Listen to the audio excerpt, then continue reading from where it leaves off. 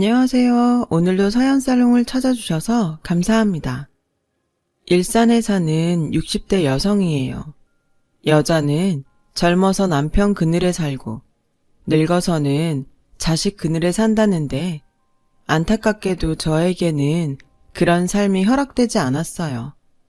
돌이켜 생각해보면 여자 혼자 감당하기에는 너무도 지난한 삶이었지만 그래도 저는 과거의 제 선택에 조금도 후회가 없어요. 저에게는 무엇과도 바꿀 수 없는 사랑스러운 딸과 오랜 시간을 돌아 다시 만난 고마운 분들이 계시니까요. 그래서 이제는 가슴 한켠의 추억으로 남은 이야기를 꺼내보려고 합니다. 가슴 아프지만 행복했던 시절 얘기를요. 저는 13살 때 사고로 부모님을 잃고 친척집에 얹혀 살았어요. 4살 위 언니는 큰 고모 댁에서 살았고 저는 막내 고모 댁에서 살았죠. 우리 자매가 다시 만나 함께 살게 된 건 제가 고등학교 2학년 때였어요. 고등학교를 졸업하고 직장 생활을 하던 언니가 저를 데리러 왔거든요. 이젠 나도 돈을 버니까 단칸방이라도 얻어서 우리 둘이 살 수 있어. 언니는 저와 헤어지던 날 꼭 데리러 오겠다는 약속을 지키기 위해 그동안 열심히 돈을 모았더라고요. 거기에 큰 고모 내외가 돈을 보태주셔서 사글세 빵을 얻을 수 있었죠. 그렇게 우리 자매는 헤어진 지 5년 만에 함께 살게 되었어요.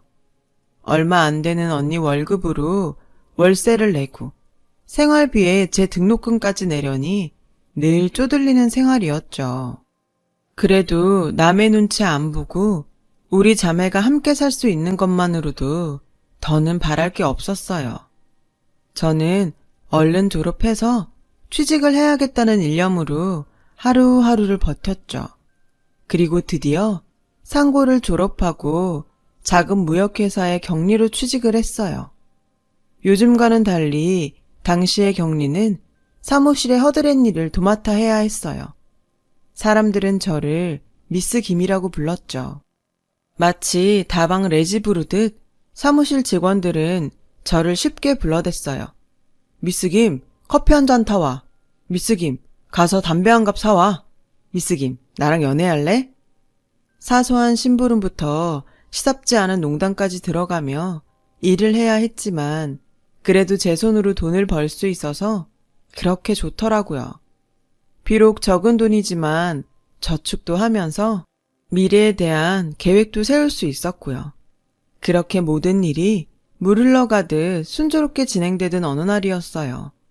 은행에서 직원들 월급을 출금해 오던 길이었는데 차도를 달리던 오토바이가 인도로 올라서더니 글쎄 제 공금 가방을 채가지 뭐예요.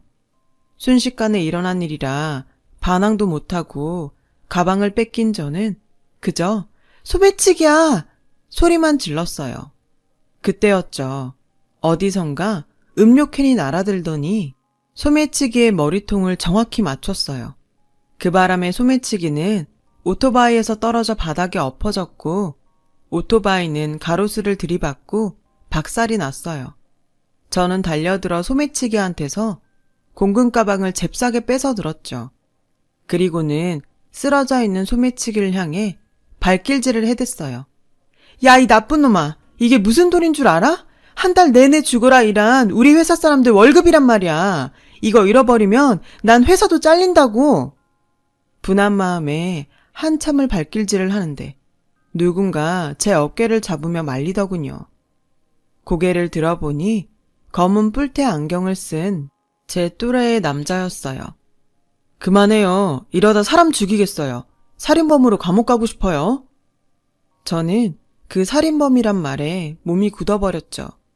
남자는 그런 저를 보곤 피식 웃더군요. 다행히 헬멧을 써서 머리는 안 다친 것 같고 찰과성 정도니까 그쪽이 감옥에 갈 일은 없겠네요. 그러니까 놀란 토끼는 안 해도 돼요. 이제 괜찮아요. 괜찮다는 말에 저는 긴장이 확 풀려서 그 자리에 주저앉아 버렸어요. 이 돈을 잃어버렸으면 어쩔 뻔했나 생각하니 눈물이 나더라고요. 감정이 격해져서 꺽대며 우는데 지나가는 사람들이 전부 제 옆에 서 있는 남자를 째려보며 손가락질을 하더군요.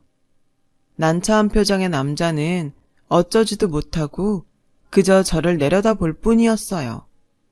그렇게 한참을 울고 나니 사람들 신고로 순경이 달려왔더라고요. 소매치기는 순경한테 끌려갔고 저랑 남자도 파출소로 가서 상황 설명을 하고서야 모든 일이 끝이 났어요. 알고 보니 소매치기한테 음료캔을 던진 사람이 이 남자더라고요. 파출소 순경 말에 따르면 이 남자 아니었으면 회사 공금을 몽땅 털렸을 거라며 평생 은인으로 알라고 하더군요. 그런데 그때는 은인이고 나발이고 회사에 들어가 월급을 나눠주는 게 급선무여서 고맙다는 인사만 넙죽하곤 그대로 회사로 달려갔어요. 회사에 도착해보니 회사는 회사대로 난리가 났더라고요. 경리가 돈을 들고 도망쳤다고 경찰에 신고할 참이었죠. 부장님은 저를 보자마자 버럭 화를 냈고 저는 눈물 범벅이 된 얼굴로 부장님께 자초지종을 설명했어요. 제 이야기를 들은 부장님은 엉망이 된 제 모습을 보시고는 더는 뭐라고 안 하시더라고요. 그렇게 그날 일은 무사히 끝이 났고 다시 일상으로 돌아갈 수 있었어요. 그렇게 며칠이 지났을까요?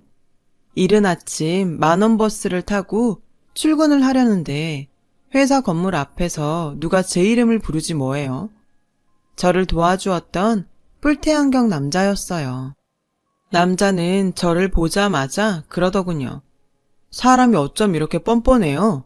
아니, 내가 소매치기도 잡아줬고 여자 울림 파렴치한이란 소리까지 들어가며 지켜줬더니 이렇게 쌩까요? 아, 그날은 정말 고마웠어요. 제가 경황이 없어서 인사도 제대로 못 드렸네요. 미안해요. 미안한 거 알면 커피라도 한 잔 사요. 노른자 동동 띄운 쌍화차면 더 좋고. 그 남자의 닭달에 못 이겨 그 주 일요일에 우린 명동에서 만났어요. 남자는 커피는 됐다며 맥주나 한잔 하자고 쉘브르라는 라이브 카페로 저를 데리고 가더군요. 가수들의 라이브 공연을 보며 맥주를 마시는 자유로운 분위기의 공간이었죠. 딱 봐도 그곳을 찾은 손님 대부분이 대학생인 것 같았어요. 어려운 팝송도 잘들 알더라고요. 자리를 잡고 앉자 남자는 자기소개를 했어요. Y대 의대생이라더군요. 적성에 맞아서 의대에 간 건 아니고 부모님이 모두 의사라서 자기도 어쩌다 보니 의대에 가게 됐다고요. 남자는 한참을 자기가 좋아하는 책과 음악에 대해 떠들어댔어요. 이곳을 자주 찾는 이유는 자유로운 분위기 때문이라면서요. 저한테도 느끼게 해주고 싶었다나요?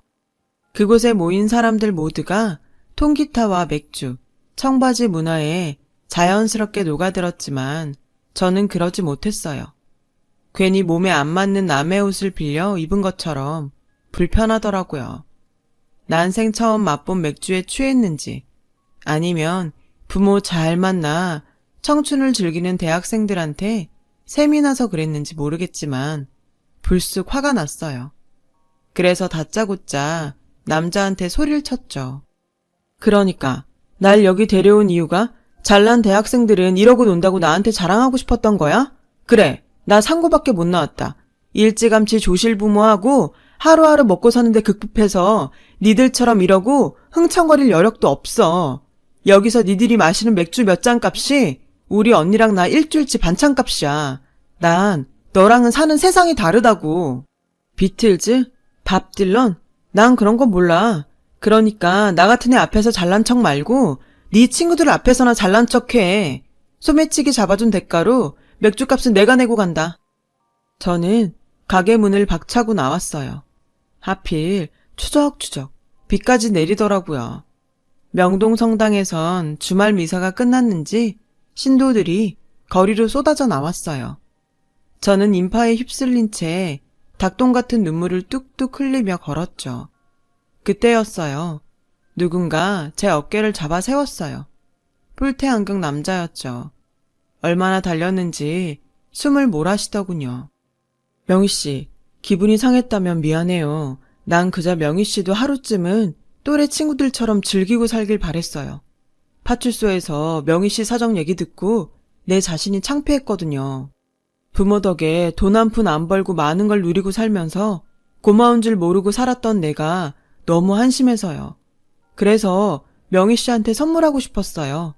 열심히 살았으니까 오늘 하루쯤은 이렇게 보내도 된다고 말해주려고요. 그리고 이 돈은 가져가세요. 선물을 하고 돈을 받을 순 없으니까요. 오늘 일은 정말 미안해요. 내가 주제 넘었어요. 사실 저는 가게를 나오던 그 순간부터 후회를 하고 있었어요. 타인의 호의를 고맙게 받아들이지 못하는 제 자신이 너무 옹졸하게 느껴졌거든요. 그런데 이렇게 따라와 사과까지 하니 민망해서 얼굴을 못 들겠더라고요. 그런데 그 순간 주책 없이 배에서 꼬르륵 소리가 나지 뭐예요. 남자는 그 소리를 들었는지 웃음을 참으며 괜한 헛기침만 하더군요. 그런데 그 순간 남자 배에서도 꼬르륵 소리가 나더라고요. 어차피 그쪽한테 커피 사려고 가져온 돈이니까 대신 칼국수 살게요. 저는 남자를 이끌고 명동 골목 후미진 곳에 있는 칼국수집에 들어갔어요. 칼국수가 나오자마자 우리는 말 한마디 없이 그릇에 코를 박고 정신없이 칼국수를 먹어 치웠죠. 언니랑 몇 번 갔던 곳인데 그날따라 칼국수가 유독 맛있더라고요. 비 때문인지 같이 먹은 사람 때문인지 잘은 모르겠지만 말이에요. 아무튼 그날 칼국수집에서 허기진 배를 채웠던 우리는 그날 이후 연인이 되었어요. 언니는 저에게 대학생 남자친구가 생겼다는 말을 듣고 반가워하면서도 내심 걱정을 하더군요. 난 네가 상처받을까봐 걱정돼. 학벌도 그렇고 사는 형편도 너무 차이가 나잖아. 저도 언니 마음이 이해가 안 가는 건 아니었어요. 저도 걱정을 했으니까요. 하지만 이런 걱정은 기우에 불과했어요. 남자친구의 부모님은 영화나 드라마에 나오는 있는 집 부모들과는 달랐거든요. 교양 있고 따뜻한 분들이셨죠. 제가 언니랑 둘이 사는 처지를 아시고도 눈치를 주거나 함부로 대하지 않으셨고 오히려 자매가 기특하다시며 부모님이 살아계셨다면 자랑스러워했을 거라고 말씀해 주셨어요. 그러면서 언제든 어른 손이 필요하면 부담 갖지 말고 연락하라고도 하셨죠. 자식이 형석이 하나뿐이라 늘 적적했는데 명희가 이렇게 와주니 얼마나 좋은지 모르겠다. 이참에 그냥 내 딸하지 않을래? 그 말에 남자친구는 질색을 했어요. 엄마 딸이라니? 그럼 내가 명희랑 결혼 못하잖아. 며느리면 또 몰라도. 이 녀석아, 누가 결혼하지 말라니? 네 엄마 말은 하루 빨리 결혼해서 딸 같은 며느리가 되란 소리지. 교제한 지 2년이 넘어서고부터는 아예 우리 결혼은 기정사실화 돼버렸어요. 그리고 그 무렵 군입대 영장이 나왔죠. 사실 의대생이라 입대를 미룰 수도 있었지만 어차피 갈 거 후딱 끝내는 게 나을 것 같다며 그냥 가기로 했죠. 하지만 입대 날짜가 다가오니 연기를 할 걸 그랬나 후회를 하는 눈치였어요. 명희야, 너 정말 나 기다려줄 거지? 고무신 거꾸로 신으면 평생 재수없다. 그러니까 나 꼭 기다려야 돼. 혹여 제가 변심할까봐 어찌나 애처럼 안달을 하던지 귀엽기까지 했어요. 죽으러 가는 것도 아니고 고작 3년인데 내가 그깟 걸 못 기다릴까봐 사람을 어떻게 보고 하는 소리야. 전쟁이 나서 영영 못 보게 돼도 난 너 기다릴 테니까 걱정 붙들어 매. 훈련소로 들어가는 남자친구 앞에선 큰 소리를 쳤지만 돌아서는 순간부터 집으로 가는 내내 눈물을 흘렸어요.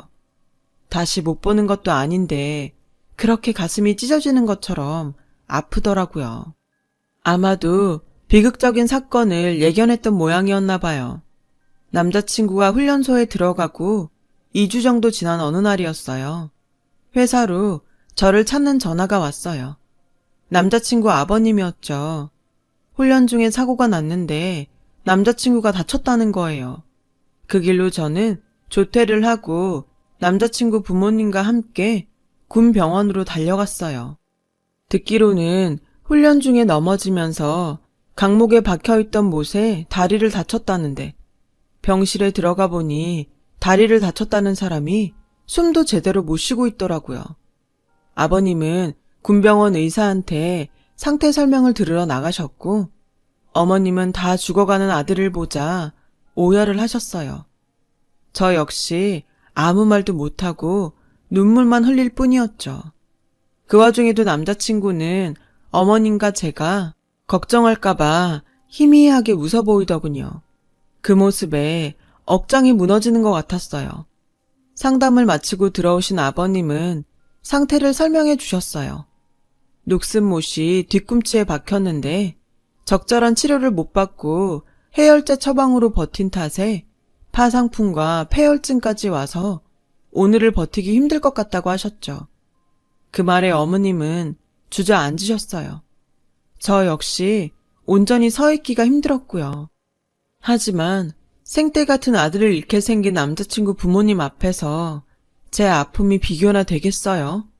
그래서 한 발 뒤에서 눈물만 흘리고 있을 뿐이었죠. 그날 남자친구 부모님과 저는 병실에서 남자친구의 마지막을 지켰어요. 죽기 전 남자친구는 부모님께 저를 부탁한다는 말을 남겼죠. 그리곤 새벽녘 세상을 떠나고 말았어요. 저는 그렇게 첫사랑과 이별을 했어요. 장례를 치르는 내내 저는 남자친구의 영정을 지켰어요. 그리고 49째 날 남자친구 어머님이 제게 그러시더군요. 명희야, 우리한테 넌 딸이나 친배 없어. 그래서 하는 말이니 잘 들어주렴. 이제 형석이 있고 좋은 남자 만나 사랑받고 살아. 더는 우리 찾지 말고. 알겠니?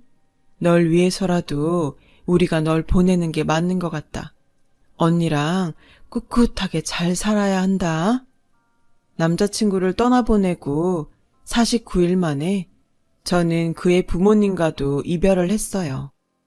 이제는 다시 예전으로 돌아가야 했지만 사탕의 달콤함을 알아버린 아이에게 사탕이 없는 세상이 너무도 잔인한 것처럼 제게도 형석 씨가 없는 인생은 너무도 잔혹했어요. 그래서 나도 이대로 형석 씨를 따라 갈까도 생각했었죠. 그럴 때마다 언니는 제 마음을 붙잡아 주려고 노력했어요. 어르고 달래고 때로는 정신 차리라고 제 뺨을 치기도 했죠. 하지만 순간뿐이었어요. 우리가 함께 거닐었던 명동거리와 처음 데이트를 했던 쉘브르, 그리고 칼국수집 앞을 지날 때면 어김없이 가슴 한켠이 시려오면서 인생이 공허하게 느껴졌거든요. 그런데 이런 제게 살아야 할 이유가 생겨버렸어요. 제가 임신을 한 거예요. 그동안 넋을 놓고 산 탓에 생리가 끊긴 것도 모르고 있었는데 아침에 밥 짓는 냄새를 맡으니 구역질이 나지 뭐예요. 그런 저를 보고 주인집 아줌마가 누가 보면 꼭 처녀가 임신한 줄 알겠다며 혀를 차셨죠. 생각해보니 남자친구가 입대하기 전 하룻밤을 보냈던 기억이 나더군요. 너무 당황스럽고 막막해서 어떻게 해야 할지 모르겠더라고요. 며칠을 끙끙거리다 결국 언니한테 이 사실을 알렸어요. 언니는 당장 병원에 가자고 하더군요. 그렇게 언니 손에 끌려 병원에 갔는데 임신이 맞더라고요. 3개월 정도 됐다고 하니 그날 임신이 된 게 확실했어요. 언니는 남자도 이미 죽고 없는데 애는 낳아서 뭐하냐고 지우자고 했지만 그렇게는 못하겠더라고요. 이 아이라도 품고 있어야 제가 살 수 있을 것 같았거든요. 그게 무슨 소리야. 처녀가 애를 낳아서 뭘 어쩌겠다고. 부모 없이 자라서 몸뚱아리 함부로 굴렸다는 소리밖에 더 들어? 죽은 남자 애 때문에 네 인생 망칠 거야? 명희야, 이번만큼은 제발 언니 말 들어. 제발 네 인생을 좀 생각하라고. 언니의 필사적인 만류에도 불구하고 저는 아이를 낳기로 결심했어요. 회사에는 비밀로 하고 다녔고요. 하지만 7개월을 넘어가면서 배가 많이 불렀고 결국 얼마 뒤 회사를 그만두게 되었어요. 그 후로는 동네 아주머니들과 함께 집에서 할 수 있는 부업을 했어요. 봉투를 붙이고 양말을 포장하고 인형 눈을 붙이는 일도 했죠. 출산을 반대하던 언니는 결국 제 편이 되어주었어요. 세상의 가족이라고는 너랑 나뿐인데 나마저 널 버리면 우리 명이 가여워서 어떡해? 그러니 나라도 네 편 해야지. 그래, 이렇게 된 거 낳자. 낳아서 언니랑 같이 키우자. 지금보다 더 어려운 상황도 지나왔는데 이 일정도 못 견디겠니? 그러니까 넌 잘 먹고 좋은 생각만 해. 철없는 동생 때문에 언니는 또다시 처녀 가장이 되고 말았어요. 그렇게 시간은 흘러 저는 출산을 했어요. 눈에 넣어도 아프지 않을 딸이었죠. 다른 산모들은 친정 엄마가 찾아와 옆에서 돌봐주었는데 저는 언니가 회사에 휴가를 내고 저를 돌봐주었죠. 퇴원을 한 후엔 주인집 아주머니가 많이 도와주셨어요. 말로는 처녀가 애를 낳았다고 뭐라고 하셨지만 그래도 끼니마다 잊지 않고 미역국을 챙겨주셨죠. 기저귀를 빨려고 수도가에 앉을 낳치면 소리를 고래고래 지르시면서 저를 방으로 들여보내곤 대신 빨아주셨고요. 몸을 추스르고 다시 직장에 나가게 되었을 땐 동네 아주머니들이 번갈아가며 딸아이를 봐주셨어요. 한 아이를 온 동네가 함께 키우는 셈이었죠. 제 딸은 온 동네에 여러 엄마를 두고 무럭무럭 자랄 수 있었어요. 딸아이가 유치원에 들어갈 무렵 언니가 결혼을 했어요. 형부는 언니랑 같은 은행에 다니는 은행원이었는데 제 처지를 알고는 어린 제 딸을 많이 아껴주셨죠. 가령 유치원에서 재롱잔치를 할 때면 자청해서 일일 아빠 노릇도 해주었어요. 어린 가슴에 상처 입지 않도록 말이에요. 딸아이가 초등학교에 들어갈 무렵 회사를 그만둔 저는 동네에 작은 옷가게를 차렸어요. 아이를 키우며 살자니 아무래도 업무 시간이 정해진 회사보다는 시간 활용에 용이한 장사를 하는 게 나을 것 같았거든요. 처음엔 사입을 하는 요령이 없어서 재고를 많이 떠안았지만 시간이 지나자 요령도 생겨서 꽤 수입이 좋았어요. 첫 애를 낳고 회사를 그만둔 언니가 종종 가게를 봐준 덕분에 딸아이 교내 학부모 활동에도 지장 없이 참여할 수 있었고요. 비록 반쪽뿐인 부모였지만 남들만큼 먹이고 입히고 가르치며 키웠어요. 다행히 딸아이도 잘 자라주었고요. 그런데 대학 진학을 앞둔 딸아이가 느닷없이 간호학과에 가겠다고 하지 않겠어요? 의대가 아니라 간호학과에 간다고? 어릴 때부터 의사가 되겠다고 노래를 부르더니 갑자기 왜 바뀐 거야? 딸애는 아무래도 성적이 안 될 것 같다며 성적에 맞춰 간호학과에 가겠다고 하더군요. 성적이 그렇다니 저도 더는 의대를 강요할 수 없었어요. 생각 같아선 재수를 시켜서라도 의대에 보내고 싶었지만 딸애가 재수는 죽어도 싫다고 뻗대는 통에 할 수 없이 딸의 뜻대로 간호학과에 보내게 되었죠. 딸애는 실습도 많고 공부할 것도 많아 그런지 대학에 입학하고는 얼굴이 반쪽이 되었어요. 그래도 적성에 잘 맞는지 힘들다는 말 한 번 안 하고 잘 버티더군요. 그런 딸을 보며 속으로 피는 못 속인다고 생각했어요. 그렇게 4년간의 대학 생활을 마친 딸은 꽤 규모 있는 대형 병원에 취직을 했어요. 한 1년간은 얼마나 바쁘게 지내던지 같이 밥 먹을 시간도 없을 정도였죠. 간호사들 태움에 대한 뉴스가 나올 때마다 혹시 내 딸도 병원에서 그런 일을 당하는 게 아닌가 걱정이 됐지만 딸아이 말이 자기네 병원은 그런 건 없으니 걱정 말라고 하더라고요. 병원 이사장님이 덕망 높은 분들이라 타 병원에 비해 직원 복지도 좋다면서요. 그렇게 딸아이는 그 병원에서 간호사 생활을 이어갔고 그러는 사이 28이 되었죠. 주변에선 딸내미 시집은 언제 보낼 거냐고 선자리를 주선했어요. 내년은 9수라 안 좋다며 올해 안에 시집 보내려면 서둘러야 한다면서요. 그런데 딸애가 극구 싫다고 하지 뭐예요. 솔직한 심정이야. 하나밖에 없는 딸 가능하다면 평생 데리고 살고 싶지만 딸의 인생을 생각하면 하루빨리 짝지어주는 게 도리라고 생각한 저는 딸애를 설득하러 병원으로 찾아갔어요. 딸아이가 일하는 병동에 막 들어섰는데 글쎄 딸애가 의사 가운을 입은 남자랑 다정하게 장난을 치고 있더라고요. 딱 봐도 보통 사이는 아닌 것 같았어요. 저를 본 딸애는 정색을 하더니 남자를 밀쳐내더라고요. 당황한 남자는 그제야 저를 보고는 도망치듯 가버렸고요. 하지만 이미 제게 둘 사이를 들켜버린 딸은 이실직고를 했어요. 사귄 지 2년 좀 안 됐어. 안 그래도 엄마한테 인사시키려고 했는데 딱 걸렸네. 남자는 딸애보다 2살 위로 같은 병원 레지던트라고 하더군요. 인상도 괜찮고 마음에 들더라고요. 쇳불도 당긴 김에 빼랬다고 딸애한테 주말에 집에 데리고 오라고 했어요. 이미 둘 사이엔 결혼 이야기가 구체적으로 진행된 터라 딸애도 흔쾌히 그러겠다고 하더라고요.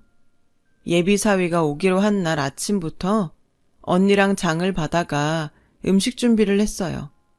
형부는 남자는 남자가 봐야 한다며 퇴근 후 저희 집으로 오겠다고 하는 걸 제가 극구 말렸죠.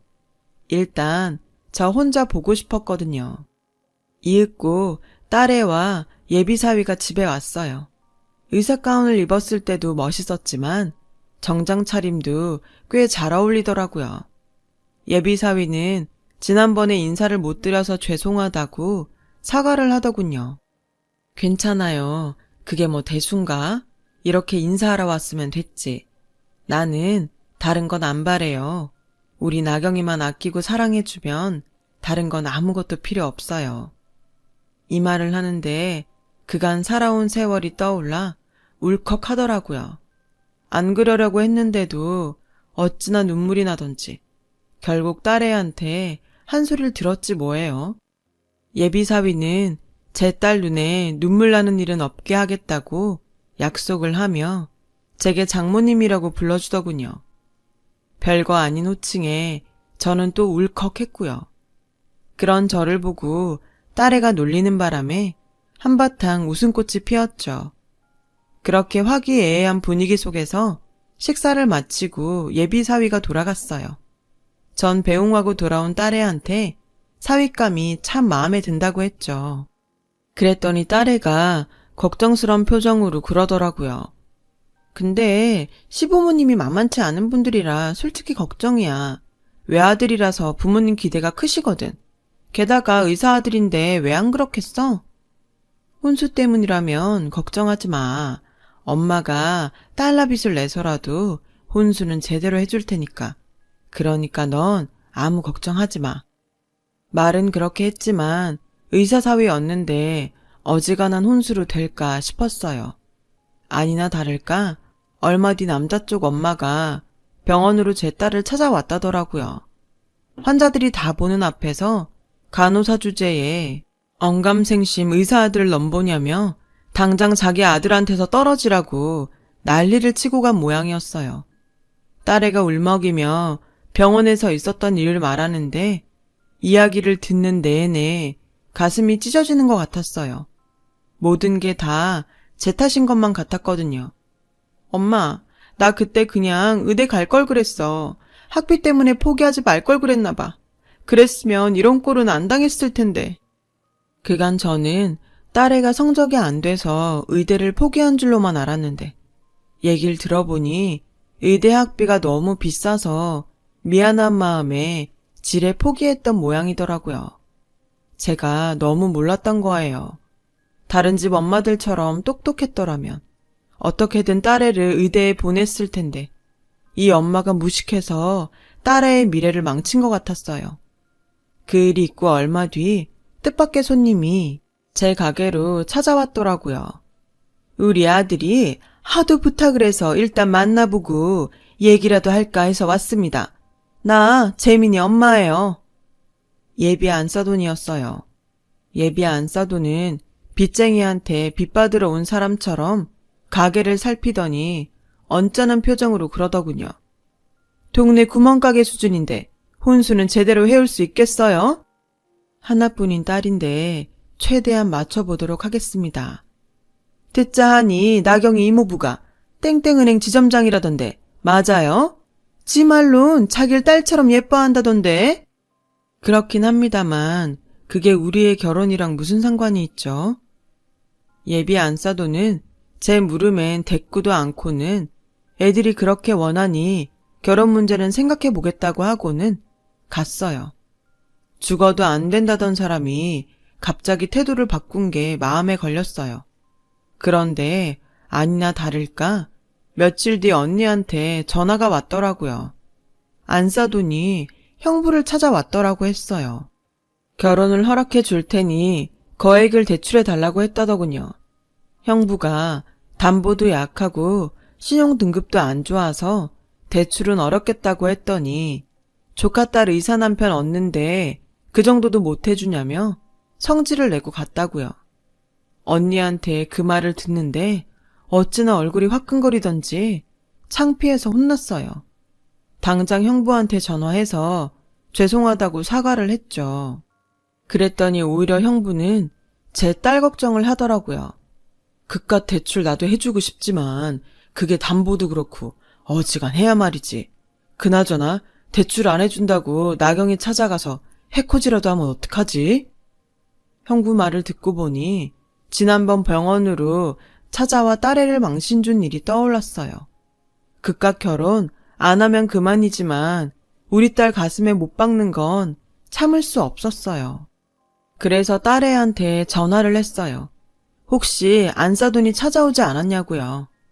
그런데 마침 그때 수화기 너머에서 카랑카랑한 그 여자 목소리가 들리지 뭐예요. 순간 눈이 뒤집힌 저는 그 길로 딸애가 일하는 병원으로 달려갔어요. 그런데 그곳에서 제가 마주한 상황은 제 예상과는 전혀 다른 모습이었어요. 아나무인이던 예비 안사돈이 제 딸의 앞에서 벌벌 떨며 고개를 숙이고 있지 뭐예요. 다가가서 보니 제 딸 옆에는 백발이 성한 노부부가 서 있더라고요. 예비 안사돈의 사과에도 불구하고 노부인은 호통을 쳤어요. 의사 아들 둔 게 무슨 벼슬입니까? 의사 면허 앞세워 한미천 챙기고 싶은 거라면 당신 아들 데리고 당장 내 병원에서 나가세요. 우린 그딴 의사 필요 없습니다. 그리고 똑똑히 알아두세요. 한 번만 더 환자들 보는 앞에서 내 병원 간호사한테 함부로 했다가는 내가 당신 형사고발할 겁니다. 아셨습니까? 예비 안사돈은 고개를 조아리며 연신 사과를 했어요. 그런데 그 노부부의 모습이 왠지 낯이 익더라고요. 많이 늙긴 하셨지만 알 수 있었죠. 형석 씨 부모님이었거든요. 어머님, 저는 눈물을 글썽이며 다가갔어요. 제 목소리를 들은 노부부는 잠시 저를 쳐다보시더니 이내 알아보시더군요. 명희야. 어머님은 절 끌어안고는 울먹이셨어요. 그동안 어떻게 지냈냐며 아무리 찾지 말라고 했기로서니 어쩜 연락 한번 없었냐고 서운해 하시더군요. 네가 병원에 무슨 일이냐? 혹시 너 어디 아픈 거니? 그런 거야? 아니요. 딸아이가 이 병원에서 간호사로 일해요. 나경아, 이리 와서 인사드려. 내 친할머니, 친할아버지셔. 제가 딸애를 소개하자 두 분은 깜짝 놀라셨어요. 그리곤 나경이 얼굴을 살피시더니 이내 눈에 눈물이 고이셨죠. 어머님은 제 딸의 얼굴을 어루만지시며 어째 자꾸 눈이 가더라고. 그래서 저 여자한테 당하고 있는 걸 그냥 지나칠 수 없었다고 하셨어요. 그랬는데 당신 손녀라니 놀랄 수밖에요. 형석이랑 눈이 똑 닮았구나.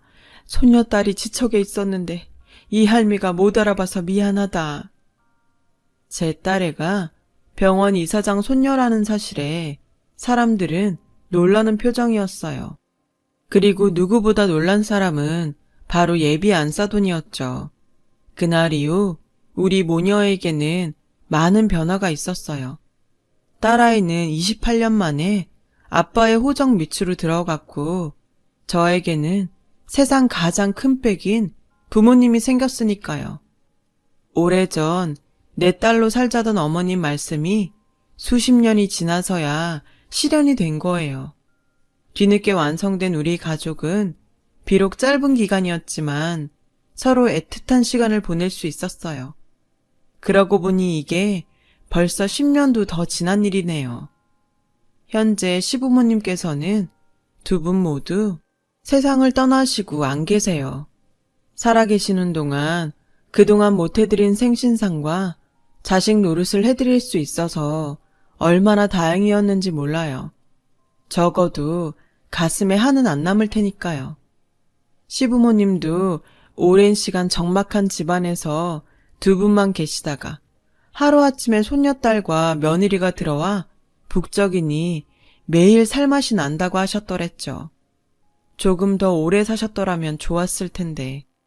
현재 병원은 두 분의 유언에 따라 제 딸이 이사장직을 맡고 있어요.